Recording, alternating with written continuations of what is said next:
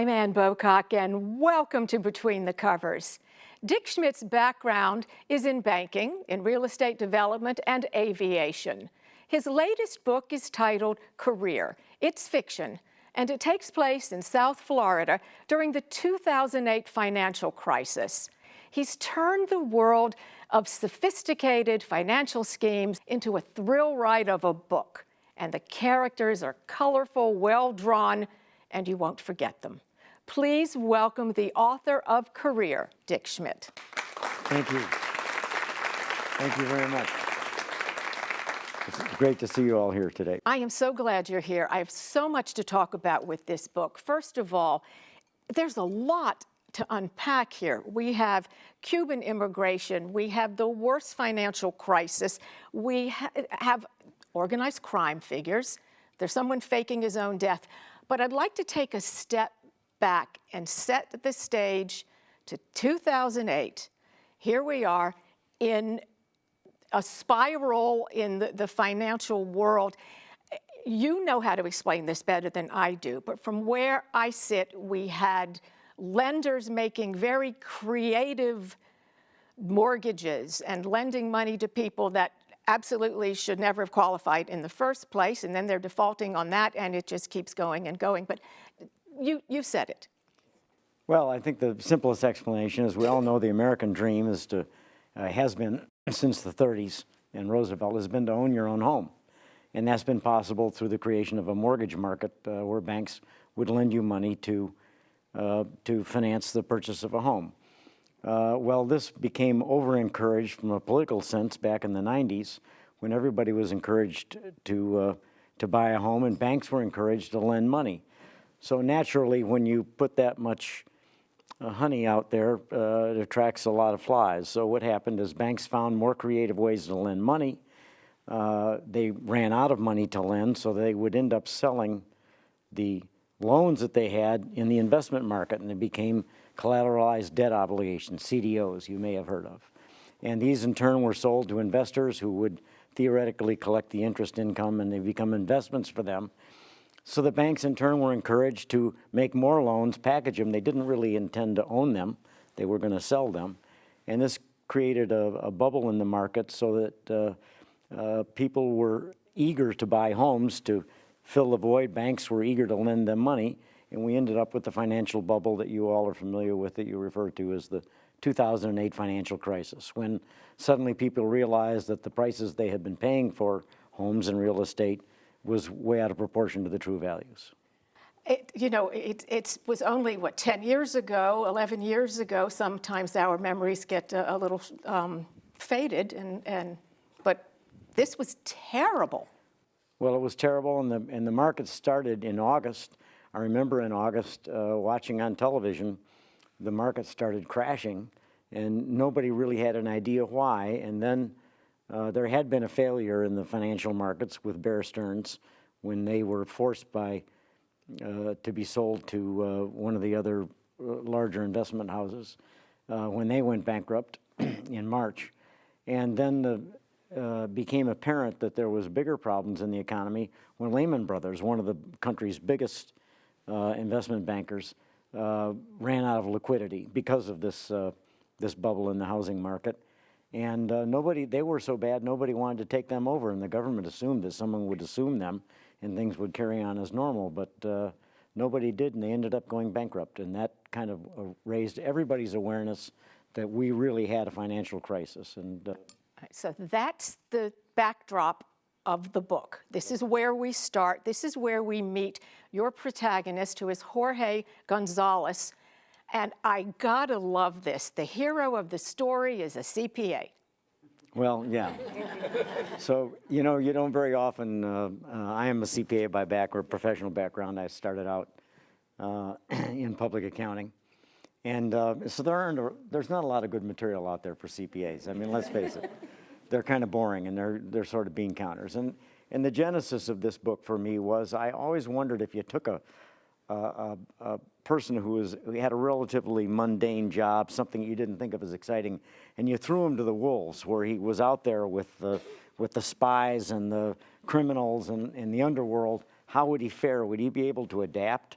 or would he get gobbled up by this? So that was kind of the genesis of the book. I wanted to place somebody in that situation.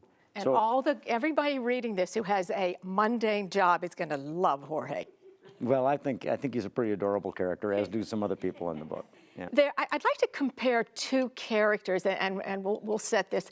Jorge is Cuban immigrant. He came over with his family during the Mario boat lift. He had two right. older brothers. And at the beginning of the book, we meet someone else, Adam Shafer, who is really they couldn't be more polar opposites.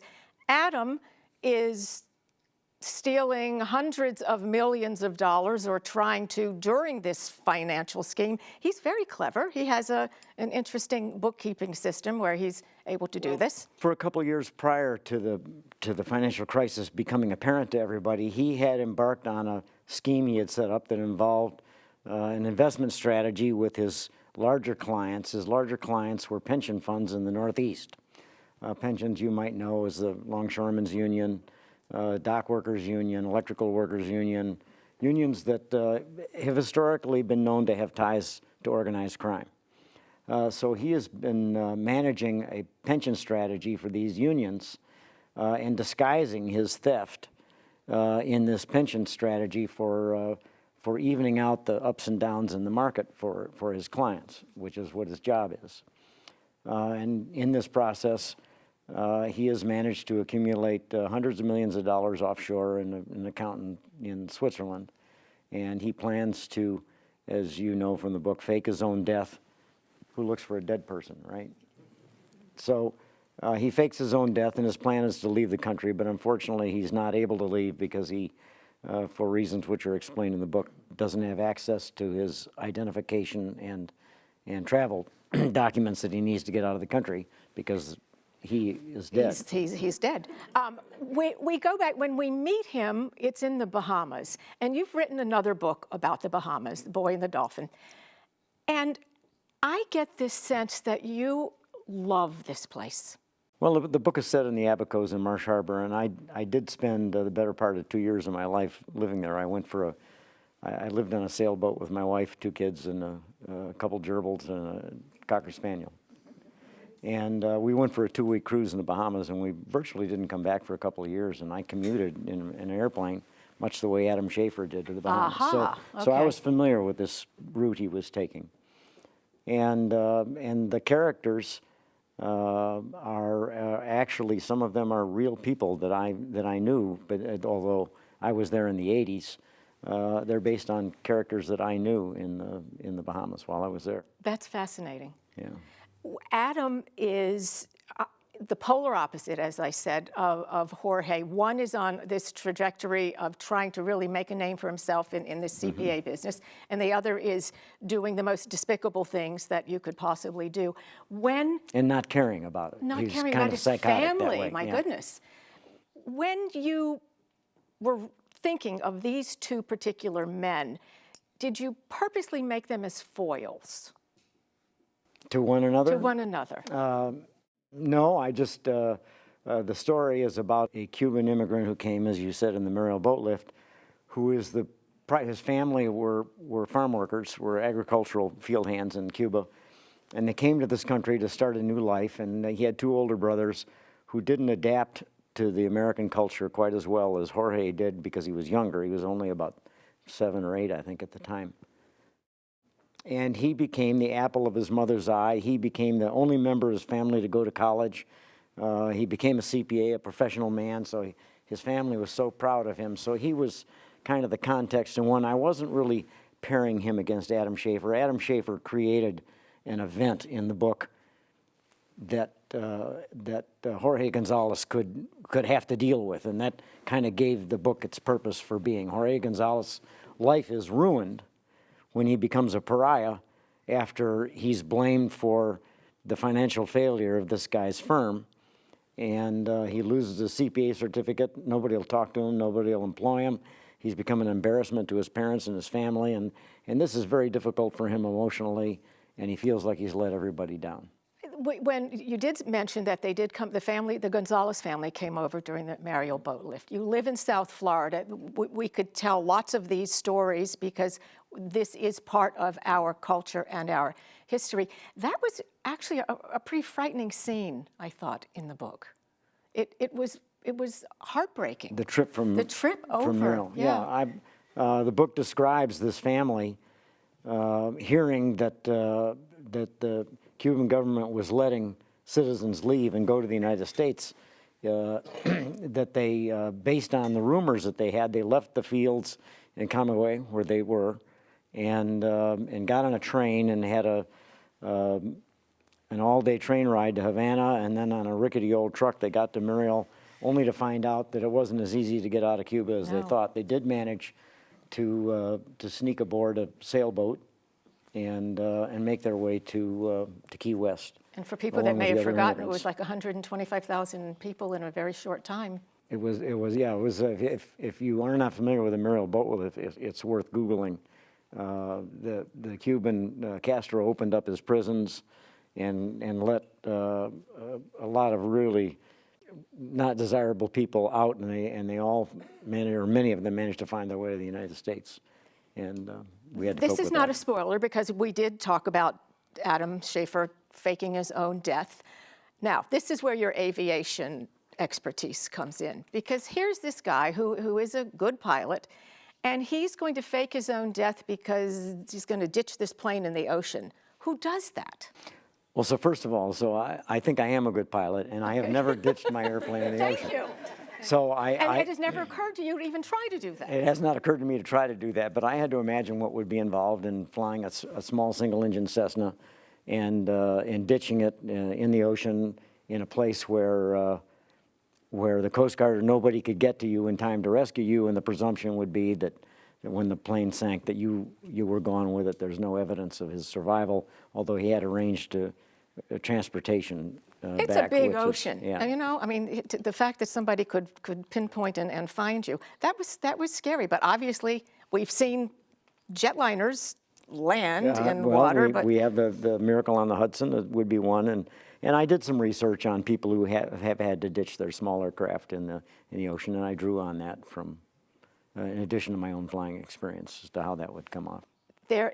Faking your own death, though, if think about this, I don't see how you could get away with it. Now, he did, and I'm not going to say how he did this but today you couldn't do that. You have a digital footprint everywhere. Well, it would be far more difficult today than it would have been in 2008, because clearly he would have been in the news, his face would have been in the news, his face would have been on every street camera that was looking for people running red lights, and even every time you passed an ATM machine, anything. So it was easier for me. I couldn't have set this novel today, because I don't think that you could walk around in public and not get discovered. I agree. Although there is anonymity in the fact that nobody's looking for you because they think you're dead. So that helps. There is a romantic component to this book, which I loved. It's Jorge and Anita Berlitz. And first of all, thank you for writing a really strong, competent woman. I like that. I don't know, maybe you got... I like strong, competent women. I guess you do. You're married to one who happens to be a best-selling author as well, so you could draw on that.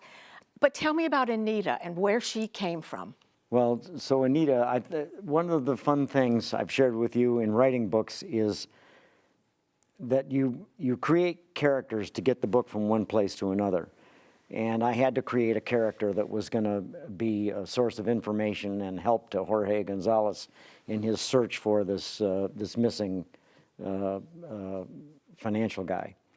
And so as you create the person, you write backstories for him, and you start to fall in love with the backstory. So Anita Berlitz was born in Queens, born at Mount Sinai Hospital. She lived till she was about 7 or 8 years old, and her parents relocated to Florida, which is how she got to Florida. So there's a lot of description of Queens in there, which I was pleased to see is accurate when I read the news today about Amazon pulling out of... There. So I really enjoyed developing this backstory of this fiercely independent woman who runs the IT department at this financial firm, who has a conservative Jewish upbringing. Her parents are conservative Jewish, and she ends up in a romantic relationship with a parochial Catholic boy from Cuba. And both of their sets of parents are so happy about this. Yeah, their parents are. I don't know if the parents are more upset that their children are dating outside the religion, or they're more upset that the other parents are upset that their child is dating outside the religion. So it's kind of an interesting little side story that developed in the story that I hadn't planned when I started the book. You didn't, because No. they're such a good team. Yeah, they did become a good team. And I know you're going to say no, but I would love to see them come back as a duo in another book. Well, I can't. As you know, my stories stand alone. So when you finish the book, you should be able to close it and say, I really enjoyed that story, and not have to wonder what's going to happen next. Their respective cultural histories are very rich. That comes out in the book, and that is very important to the story. And I liked the way that you gave them those backstories. Well, as you know, the financial world can be kind of boring, so it's hard to write 300 pages of financial intrigue and how people stole the money and what they did with it. So a lot of the book is the development of the story of the cultures of this couple when they get together, and the problems that they face with their families, and in order to fill up the interest of the book, they develop quite a relationship, which it's a love story in the book, and I really enjoyed writing that. And of course, there's a great recipe for French toast. And is this going to be a cookbook next? Because that was a very interesting, morning after breakfast, I guess, of French toast. Is that your recipe? Yeah, that's a recipe I invented a long time ago. I think I make the best French toast in the world. So. I guess so. It made it into the book. There is a cast of colorful characters. We've named a few, but we have, for instance, we'll go to the mob. We have Joey Bag of Donuts. Joey Bag of Donuts. Okay. Who is Joey? I mean, do you know somebody like that? Or? Actually, I have a dear friend who's a member of my country club, and we affectionately refer to him as Joey Bag of Donuts. Okay. And so when I heard this name, I said, Joe, I got to use this name in a book. Do you mind? And he said, well, just don't make me look too bad. So I tried not to make him look too bad. Well, he was a scary guy. Joey Bag of Donuts was a guy who grew up in the streets of New Jersey. Thought he was a big guy. Thought he was going to have a career in football and with a college football scholarship, but in an injury took football away from his life, and he ended up being an enforcer for the mob. But he did manage to finish college, got a degree in accounting, and in staying in organized crime, he worked his way up the white-collar side of organized crime and became the chief financial officer for an amalgamation of pension funds. And that's where it all tied together, unions, and he employed some pretty colorful characters But himself. he certainly knew where to go to get muscle when he needed it. Yes, Yeah. he did. You had another character that I found fascinating, and he was a Vietnam vet with PTSD. Yes. Living in Miami. Interesting. Well, he was just kind of, he developed PTSD when he came back from Vietnam. He actually had a good background. He'd gone to Princeton and became a lawyer. But the PTSD got the better of him, and he turned to alcohol and drugs, and finally walked out on his family. And he's just been basically living on the street his whole life. He has a supplement from the government that pays because of his disability, but he's never really recovered from his addictions, and he just kind of is one of the lost souls. Did you want to put someone in that had PTSD, or do you find that? No, that was one of the characters that just grew out of I needed a person. Right. If you can imagine this Adam Shafer who is living in a motel room in Fort Lauderdale out by I-95, who has no way to get around. He's dead. And the only way he can get in trouble is if someone finds out he's not dead. So he can't afford to get a hold of a car because he can't risk being stopped by the police. If he were stopped, they'd ask him for identification, and ultimately it would lead to finding out who he was and he was alive. So he needs a method of transportation of someone who can help him get around, and he finds this lost soul in this bar at the motel where he's staying out on State Road 84, and because he has a lot of cash with him that he had put away for his escape from the United States, he's able to pay this guy $100 a day to drive him wherever he needs to go and not ask questions. And of course, the Vietnam vet for $100 a day will do just about anything. So he's happy to accommodate him, and he becomes his accomplice. I sense there was joy writing this book. As I told you when we talked earlier, I think I enjoyed, because I've been through the writing process twice before. I now knew what to expect and what the hurdles were going to be in writing a book. So I knew that I was going to be able to solve them because I'd done it twice before. So in this book, I actually took joy in when the ideas for characters came up, I went with them, and so they just all became special. Although I think especially Anita Berlitz and Jorge Gonzalez, the character and the problems that they overcame in their romance, and some of the comical things that happened to them during the period of their romance, I really enjoyed writing. And none of them are from personal experience, I assure you. Earlier, I mentioned your background in finance and real estate and aviation, and you're a sailor, and I didn't mention philanthropy. And other than being an author, when you're not writing, you are spending your time with your foundation, the Schmidt Family Foundation, and you've made such an impact. And I want to know where the sense of community, where the sense of giving came from? Well, I think, like most people, the sense of responsibility to your community came to me from my parents. And I know that my parents moved to Florida in the 60s and became permanent residents here in the late 60s, about the time I actually came to Florida in 1959 to finish high school. And it wasn't the same Florida in 19... No, it sure wasn't. Okay. And I helped make it different. Okay.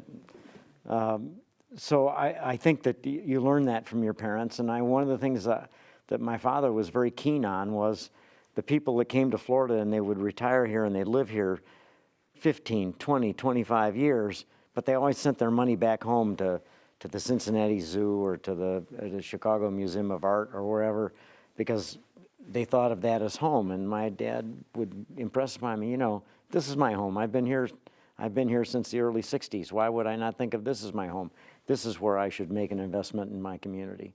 If you think where he grew up in the suburbs of Chicago, where I spent my childhood, that was really only 15 or 18 years of 15 years in my case of my life, and of his life probably only about 18 years. So he certainly had lived in Florida far longer than he had anywhere else. So this is my community, and so this is where I want to devote my energy. And as I've said, if it's important to the community, it's important to me and my family. Here's what strikes me. You write this book, it's called Career. It is absolutely about greed. It is about one person who is taking as much as he can and there's a path of destruction in his wake, his own family, all the other people he's hurt. And this book that is about greed, the author is a person who's giving his money away. I find that ironic. I hadn't thought of it in those terms. That'll give me something to think about tonight. In the book, in Career, because we have talked about it's a love story and it's a financial story and it's got the mob. For anyone who hasn't read it, it's a thrill ride of a book, and you manage to take this very complicated, in my mind, financial scheme and make it a thrill ride for the rest of us to read. I think that was a challenge, and I think you did it so well. Well, thank you so much. I would have some advice for anybody who hasn't read the book, who wants to read the book. The book is very technically accurate in how the money is stolen and how the markets are played in order to create this, but it's not really important that you understand that. So if that bothers you or throws you reading the book, all you have to know is this guy stole a whole lot of money. Yes, he did. And if you're curious enough how you can really study that the methods he used would actually work, they could be done. The title is Career. It is a race against time to bring one man to justice and to prove the other man innocent. The backdrop is the worst financial disaster since the Great Depression, the 2008 financial crisis. Dick Schmidt, this has been a pleasure. Thank you so much. And thank you. It's always a pleasure to be with you. I'm Ann Bocock. Please connect with us and join me on the next Between the Covers.